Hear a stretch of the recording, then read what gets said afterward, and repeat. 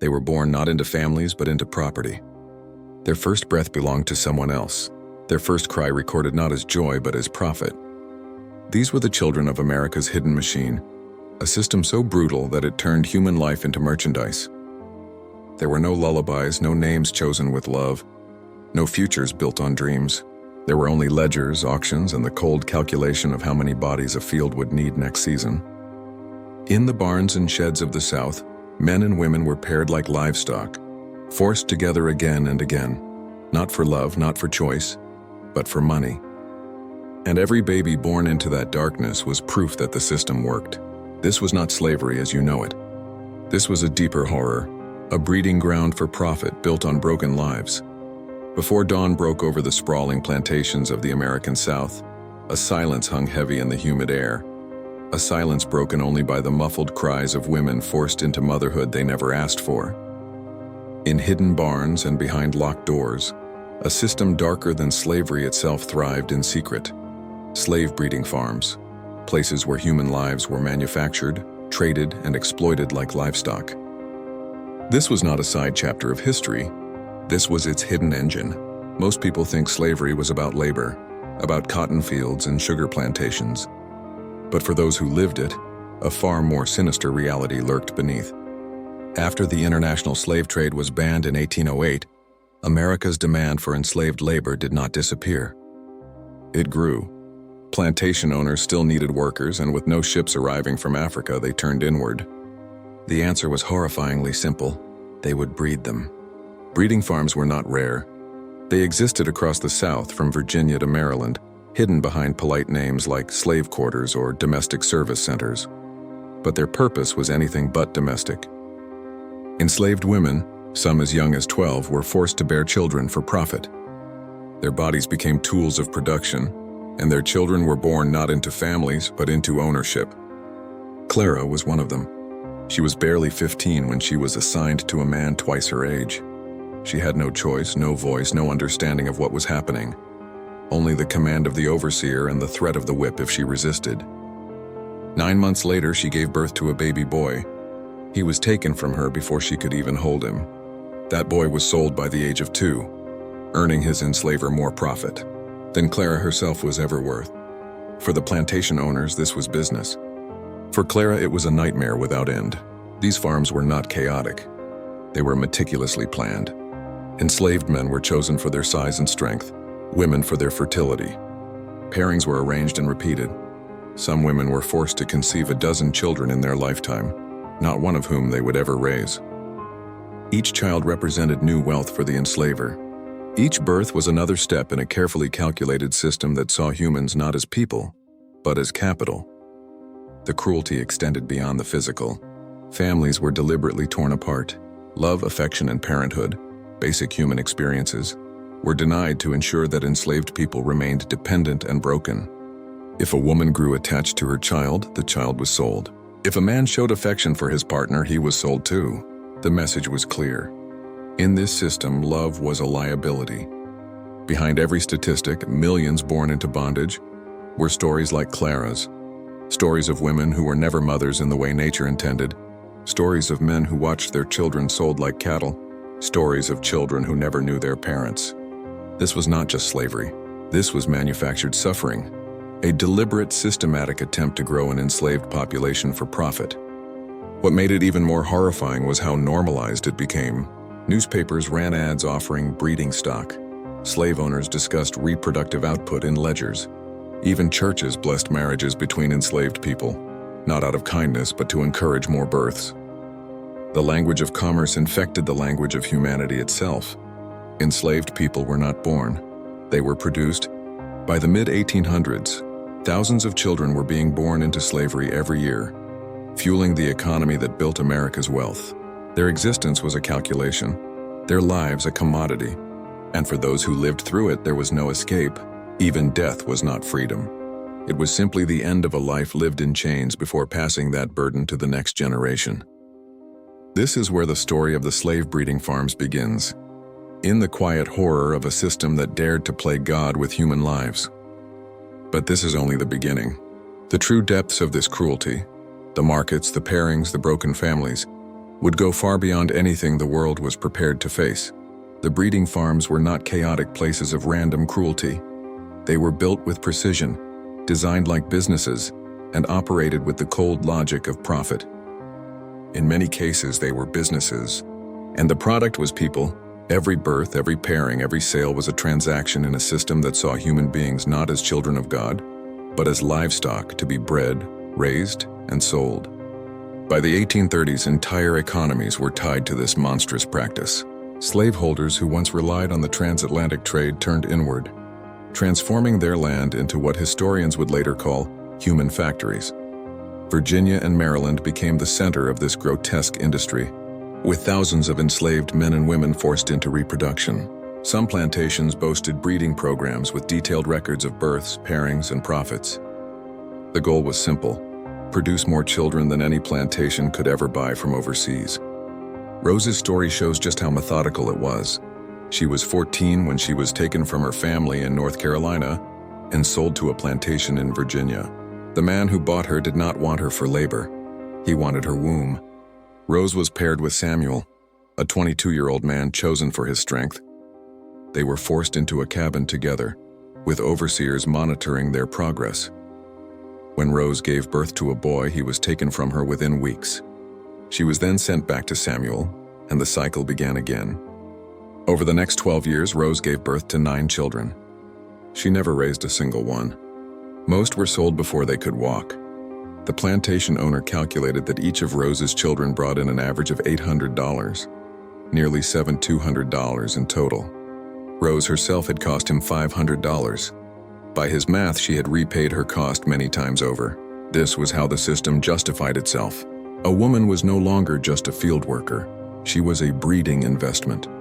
Slave traders used language that stripped people of their humanity. They spoke of stock, yield, reproductive cycles. Children were called future field hands. Men were valued by their stud capacity. It was language more fitting for horses or cattle, and that was the point. Reducing people to animals made the horror easier to stomach. Auctions became grotesque marketplaces of bloodlines. Buyers asked how many children a woman had produced, how fertile she was, how strong her offspring were. Young girls were often sold for higher prices if they had already given birth, proof that their bodies could perform.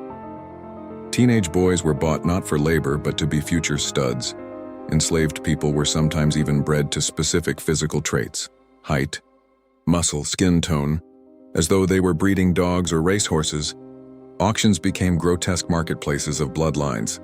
Buyers asked how many children a woman had produced, how fertile she was, how strong her offspring were. Young girls were often sold for higher prices if they had already given birth, proof that their bodies could perform. Teenage boys were bought not for labor but to be future studs. Enslaved people were sometimes even bred to specific physical traits: height, muscle, skin tone, or as though they were breeding dogs or racehorses. And behind the sales, there was an even deeper cruelty: the destruction of families. Rose's children were scattered across the South, some sent to Mississippi, others to Georgia, one to a plantation as far as Louisiana. She never saw any of them again. Samuel was sold too after he had fathered enough children. Their relationship, if one could call it that, meant nothing. To the system, they were breeding stock, nothing more. For many women, pregnancy became a prison. They were not allowed to refuse, and punishments for resistance were brutal. Whippings, isolation, starvation, all were used to force compliance. Some women tried to run. Some took herbs in desperate attempts to end pregnancies. Others, in acts of silent rebellion, refused to bond with their children, knowing they would soon be taken. But no matter what they did, the system continued. It was too profitable to stop. The market for enslaved children exploded. By the 1850s, slave children born in the United States accounted for nearly all the new enslaved people. Their sale financed railroads, built cities, and enriched generations of white families. They were sold as laborers, as house servants, and even as gifts for white children. And each transaction carried the same bitter truth. Someone's mother had been forced, someone's father had been sold, and someone's childhood had been stolen before it began. The marketplace of birth was not just an economic system. It was psychological warfare. It told enslaved people that their bodies were not their own, that their children were not theirs to love, that their humanity was irrelevant. It turned reproduction, the most intimate natural act of life, into a tool of oppression. And in doing so, it ensured that slavery would not just survive, it would grow. This was the heart of the breeding farm system, a calculated industrial-scale exploitation of human life. And while it brought wealth and power to those who ran it, it left behind scars that would last for centuries, scars carved into families, bodies, and the very soul of a nation. To truly understand the horror of America's slave-breeding farms, one must face the cold truth at their center. In this system, the body itself was property. It was not only labor that was bought and sold, it was skin, womb, muscle, blood, and bone. People were not treated as people. They were reduced to the sum of their physical parts, measured and traded like tools, livestock, or land. A human body had a price. A man in his prime, tall and strong, might fetch $1,500 at auction. A young woman considered fertile could bring $800 or more. Children were valued by potential. The stronger they appeared, the more money they could make for their owner. Every inch of a person's body was tied to money. Teeth were inspected to guess age. Scars were examined to measure obedience. Even the shape of a woman's hips could affect her price. Wide hips suggested easier childbirth and therefore more profit. Slave owners created detailed records, listing not just names but physical traits as if cataloging livestock. Strong build. Good breeder. 3 children. Likely to bear more. These ledgers were not rare. They were standard practice. A plantation's wealth was measured not just in land or crops, but in how many babies its enslaved women could produce. The result was a reality too cruel to fully imagine. Women like Mary were forced to stand half-naked on auction blocks while strangers inspected them. Buyers touched their stomachs, pinched their arms, even forced them to walk to see how healthy they were. Mary was 19 when she was sold for the first time. The man who bought her was not interested in her skill or intelligence. He saw her only as a future mother to dozens of children he planned to sell. Her new life was a cycle of forced pregnancies. Mary gave birth to 4 children before she turned 25. None of them stayed with her. Each was sold before the age of 2. She begged to see them again, even once, but her pleas were ignored. Her body was not hers. It belonged to the man who had paid for it. And so did the children it produced. The system reached a point where enslaved people were treated as self-reproducing property. An owner could buy a young girl, force her into pregnancy for years, and make a fortune selling her children, all while never purchasing another slave from the outside. It was a horrifying form of investment. And because the United States banned the international slave trade in 1808, breeding became not just a choice, but a business necessity. Enslaved bodies had to replace themselves, mature and grow. The language of property went far beyond sales. Enslaved people were insured like farm equipment. They were mortgaged to secure bank loans. When a plantation owner died, human beings were listed alongside horses and tools in estate inventories. A mother and her baby might appear on a will as one breeding woman and offspring, appraised at $2,200. It was not only the law that saw enslaved people as property, society accepted it as normal. Judges ruled that children born to enslaved mothers were automatically slaves, no matter the father's status. This meant that even if a white man, including the owner himself, fathered a child with an enslaved woman, that child belonged to him as property. The system encouraged such abuse because every child, no matter how they were conceived, added to the owner's wealth. This twisted reality created stories so painful that many were never spoken aloud. Some owners forced brothers and sisters to breed unknowingly. Some fathers sold their own children for profit. And many enslaved women endured sexual violence repeatedly, knowing that resistance would bring punishment, and that the child conceived from that violence would still be property. The cruelty did not end with adults. Babies were sometimes separated from their mothers within days of birth. Children as young as 5 were put to work. Older ones were sold to far-off states, never to see their families again. They were considered assets, and assets had to be moved where they would make the most profit. This reduction of human life to property was the deepest wound of all. It robbed people not only of their freedom but of their very humanity. It turned mothers into breeding machines, fathers into studs, and children into merchandise. It poisoned family bonds, stripped away identity, and left generations scarred. The breeding farms did more than produce laborers. They built a system where the worth of a human being was written in dollars. And in that system, nothing, not love, not motherhood, not childhood, could escape the reach of the slave market. Even in the darkest corners of the slave breeding farms where bodies were owned, love was forbidden, and children were torn away, resistance still lived. It did not always come as open rebellion or escape. More often it was quiet, hidden beneath the surface, whispered in songs, passed through glances, or etched into the names of children. Survival itself became a powerful act of defiance. For many enslaved people, the first form of resistance was refusing to let the system crush their humanity. Mothers like Mary, who had every reason to give up after losing child after child, still found the strength to sing lullabies to newborns they might never see grow up. Fathers risked brutal punishment to teach their children their real names, family histories, and stories of ancestors stolen from Africa. These small acts might seem insignificant, but they were powerful reminders that the people in bondage were more than property. They were human beings, connected to a past the system could never erase. Some women found ways to fight the breeding system directly. They used herbs and knowledge passed down through generations to prevent pregnancy. They feigned illness or malnutrition to make themselves less desirable to slave traders. Some even harmed themselves to escape being forced into childbirth again. These were desperate, painful choices, but they were also acts of control, the only control many women had over their own bodies. Others resisted in more dangerous ways. A few killed their newborns rather than see them grow up as slaves. Historical records describe women who drowned babies in rivers or suffocated them in their sleep. These are stories too painful to judge, born from a cruelty so extreme that death seemed kinder than a lifetime in chains. Men, too, resisted their roles. Some refused to breed even under threat of violence. Others sabotaged farms, poisoned livestock, or burned storage barns, small acts of rebellion that slowed down the system. And some planned daring escapes, leading their families through swamps, forests, and rivers to reach free states in the north. Escape, however, was not always possible.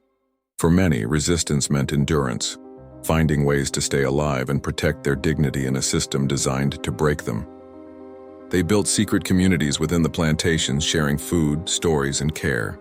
They practiced banned African traditions, danced to forbidden rhythms, and spoke in coded songs that carried messages of hope. One of the most remarkable acts of resistance was the creation of kinship networks. When families were torn apart, enslaved people often formed new ones, adopting orphaned children and calling each other brother, aunt, sister, auntie, or uncle. These chosen families provided love and support that the slaveholders could not destroy. Even when blood relatives were sold away, no one had to face the nightmare of bondage alone. Religion also became a source of strength. Enslaved people transformed the Christianity forced on them into a tool of liberation. They found hope in stories like Moses leading the Israelites out of slavery. They sang spirituals that doubled as resistance songs, their lyrics full of secret meanings and hidden maps guiding runaways to freedom. Every hymn sung under the stars was both prayer and protest. There were moments of larger organized resistance too. Rebellions broke out on some plantations, though most were crushed quickly and brutally. One of the most famous, led by Nat Turner in 1831, was sparked by the same rage that fueled the breeding farms, the outrage of being treated as property. Turner and his followers killed dozens of slaveholders before being captured. Their rebellion terrified the white South and inspired countless others to resist in whatever ways they could. Even those who never escaped or fought back physically still resisted by remembering. They passed down names, stories, and histories in secret. They kept alive the memory of who they were before chains and markets tried to define them. That memory, of Africa, of freedom, of family, was a flame no amount of cruelty could extinguish. The breeding farms were meant to break people completely, to turn them into machines for profit. Yet time and again, enslaved men, women, and children showed that their spirit was stronger than any whip or auction block. They found ways to love when love was forbidden, to dream when hope seemed impossible, and to fight, quietly or loudly, for the dignity they were denied. And in that resistance, they planted the seeds of something powerful, the belief that one day, the system that treated them as property would fall, and that their children's children would inherit not chains but freedom. The story of America's slave-breeding farms did not end when slavery was abolished in 1865. The chains may have been broken, but the scars, physical, emotional, and generational, remained. The echoes of that dark system still shape lives today, carried silently through bloodlines, family histories, and a nation still struggling to face its past. When the Civil War ended and the 13th Amendment made slavery illegal, many believed the nightmare was over. But for millions of formerly enslaved people, freedom was not the same as justice. Families that had been torn apart were rarely reunited. Mothers who had spent decades searching for their children often never found them. Fathers who had been forced to breed were left with no record of the sons and daughters they had been made to create. Children born on breeding farms grew up without knowing their real parents, their African heritage, or even their true names. The legacy of those stolen identities still lingers. Generations later, many African American families struggle to trace their ancestry beyond the 1800s because their ancestors were recorded not as people, but as property, listed in bills of sale, plantation ledgers, and estate records with no surnames. No family connections, just numbers and prices. What was once a deliberate system of erasure now leaves painful gaps in history. The trauma was not only historical, it was deeply personal. Women whose bodies had been exploited for profit passed down the stories of their suffering, often in whispers. Some refused to speak at all, hoping that silence might shield their children from the pain. Others shared everything, determined that future generations would know what had been done to them. The result is a collective memory built from fragments. Songs, oral histories, family stories, and letters, each one a piece of a truth too large and too terrible to fully capture. Even American society itself was shaped by the breeding farms. The wealth generated by forced reproduction built cities, funded banks, and strengthened the nation's economy. Cotton and tobacco plantations grew larger and richer, not only through labor, but through the constant supply of new enslaved workers born into bondage. Some of the country's most powerful families owe their fortunes to this trade in human lives, a fact often erased from textbooks and public memory. But perhaps the most haunting legacy is the ideology that made breeding farms possible in the first place. The belief that black bodies were tools to be controlled, exploited, and devalued. That idea did not disappear with emancipation. It evolved. It continued in the form of Jim Crow laws, segregation, and systemic racism. It appeared again in forced sterilization programs targeting black women well into the 20th century, and it still echoes today in racial inequalities in healthcare, incarceration, and wealth. Reminders that the past is never truly past. Yet alongside this darkness is a story of resilience. The descendants of those who suffered on the breeding farms built families, communities, and movements that fought for freedom and equality. They carried forward the strength of ancestors who refused to be broken. Ancestors who loved, resisted, and survived even when the world tried to erase them. Today, historians and activists are uncovering more about this hidden chapter of history. Plantation records once locked away in archives are being studied. Oral histories are being preserved, and museums and memorials are beginning to tell the stories that America once tried to forget. Each name recovered, each story shared, is a small act of justice, a way of returning dignity to those who were denied it. But there is still much work to be done. The United States has yet to fully reckon with the reality that its power and prosperity were built, in part, on the systematic breeding of human beings. Until that truth is faced openly and honestly, the wounds it caused will continue to shape the present. The forgotten women forced to give birth to children they would never see grow up. The men reduced to studs, the children born into slavery before they could even speak. Their stories are not just history, they are a mirror. They force us to ask who we are as a society and whether we are willing to confront the cruelty that lies beneath the surface of our past. The breeding farms of America were not accidents of history. They were deliberate, organized, and fueled by greed. But they also revealed something unbreakable: the human will to endure, to love, and to fight for a future beyond chains. That legacy, painful, powerful, and still unfinished, belongs to all of us, and it demands that we never look away again.